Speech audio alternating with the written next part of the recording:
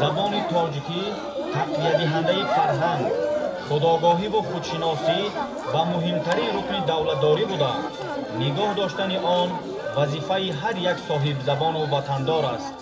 забон неъмати бебаҳои зиндагии аҳли башар мебошад. инсон фақат тавассути забон метавонад эҳсос ва фикру андешаҳои худро иброз намояд. бахшида ба рӯзуи забони давлатии ҷумҳурии тоҷикистон дар муассисаҳои таълимии ноҳияи восеъ ҷамъомадҳои идона баргузор карда шуданд.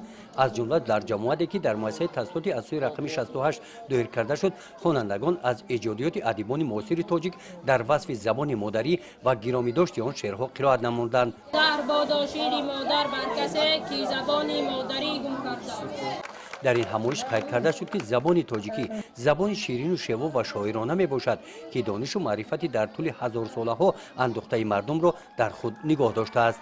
дар ин чорабинӣ аз номи мақомоти иҷроияи ҳокимияти давлатии ноҳияи восеъ ба иштирокчиён сипосномаҳо тақдим карда шуданд. ба ифтихори рӯзи забони давлатии ҷумҳурии тоҷикистон чорабиниҳои маърифати фарҳангӣ бо барномаҳои ҷолиби консертӣ хотирмон ҷамъбаст гардиданд. гузориши хоҷа назриев, худоиназар зуҳуров аз ноҳияи восеъ барои барномаи иттилоотии Навид.